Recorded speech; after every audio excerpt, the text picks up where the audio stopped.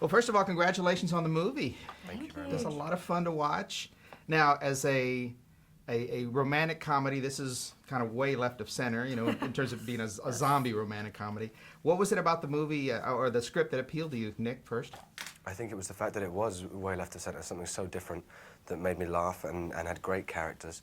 And I never really knew what was going to be going on next.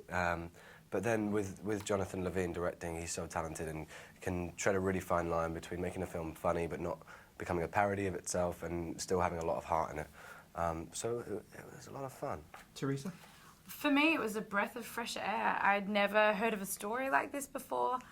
When I heard the premise, I initially was like, what is this? And then I read the script and it was so strong and I cared about the characters, and Julie, my character in particular, I just love that she's such a brave, strong woman. She's independent, she's sassy, she's a warrior, but then she also is just looking for love and human connection. And that's really what the message of this story is, and I wanted to jump on board because of that. Let's talk about the characters first. Let's talk about Julie first.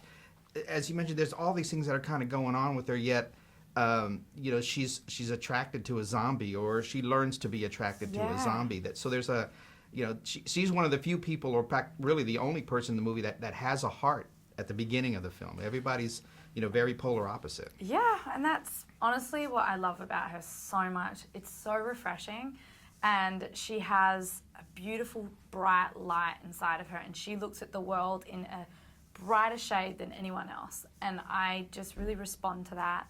And I think it's that quality in her that really helps breathe life back into R, and that's what sets her apart, and one of the reasons why I wanted to play her. You have that quality yourself. Aww. Let's talk about R, because your character, you have to transition from being, totally mute almost, to just with groans, to becoming a full-fledged human being again. Yeah. That must have been a lot of fun, just having to go through the whole transition. Yeah, it was great, and when I read the script I thought this is going to be tricky to pull off, it's something very different, and trying to communicate without using many words and not being able to be that expressive. But luckily there's a great voiceover which kind of gives you an insight into R's thoughts and feelings, and it's very witty as well and funny. So there was a thing, I don't know, it was just this great endearing character where all he wanted was to try and express himself and connect, and then gradually heals, and it was fun to play. Well, the whole idea of the story being told from the zombies' perspective. Yeah, that's a new idea.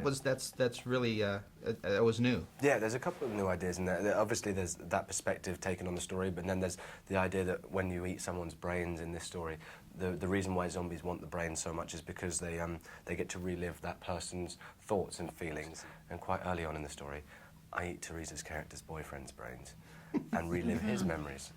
That helps him to fall in love with me initially.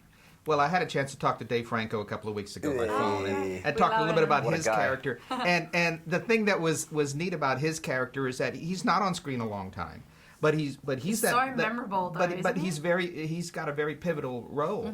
Yeah, And he's someone that doesn't have hope anymore, and that's The kind of light the tragic really thing has about been him. dimmed. Because of the circumstances of this post-apocalyptic world, he's kind of Hardened given up on and- life and closed down, which is sad. Now, now having to be a zombie, Yeah. and what kind of training do you do to be a zombie? We had a Cirque du Soleil guy come in, and me and Rob Corddry and some of the stunties would be in a room, and he'd give us very descriptive language on how we'd move and feeling very heavy and stuff. And so we'd do that, and then we'd run around in the food car in the park. walls. We'd pretend we could smell human flesh and be like, ah. And then there was us running around in the car park, and there's apparently a video of that which Teresa's seen. Saw that one. Highly embarrassing. But then once you've got the physical stuff and the vocal stuff down, then it's just it's about really believing it, oddly.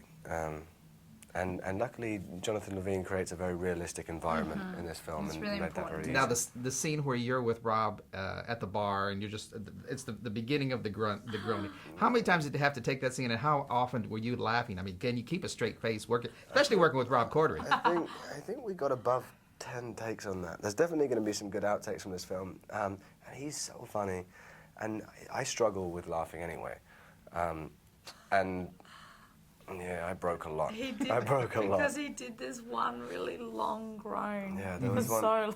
because there was nothing, you know, it was all improvised groaning, and we'd sit there and go, and then Rob would crack out one that would get me every time. We just go, for so long, completely blank, and I'd be looking at him, and I'd be like, I can't.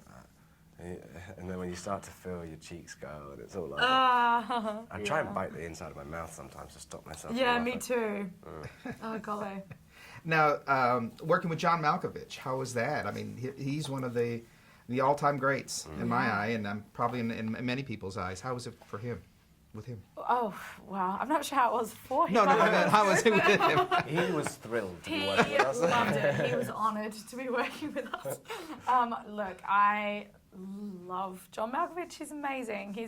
At first I was really nervous, and it was a very daunting thing to hear he was going to be playing my dad. And then when I met him, he was so sweet, and he was wearing this bright coloured shirt with like hundreds of umbrellas on it.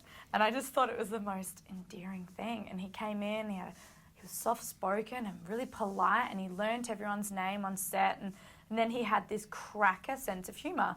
He would watch YouTube videos and then impersonate them, and he was just so funny. And then, of course, to be acting opposite him was incredible. I'd find myself like stepping out of the scene and realizing, like, oh my gosh, I'm doing a scene with John Malkovich. This is amazing. But it really was like going to the best acting school. Now, your relationship with him in the movie is, you know, kind of Strained. Yeah, strained, but yet off the screen, your relationship was it very method and you kind of kept your distance, or was it very No. father and daughter like? It was the opposite. And that's the thing, is that General Grigio, it all stems from a place of just loving his daughter so much, because he has lost his wife, and now Julie really is the only light in his life. And so he gets overly protective, and he really loves her. It's just his way of showing love as being quite distant. But John was really beautiful and heartfelt, and he would give me advice, and it really felt like a father-daughter relationship. I'd be doing a scene, and I remember one time I had a piece of hair stuck to my mouth, and I was doing the scene, and he came over and he just took the hair out of my mouth. And at one point I cried in the scene I wasn't supposed to, and he actually used his real hanky and he was wiping my tears, and I was like, oh, this is really nice. It feels like my real dad. Yeah.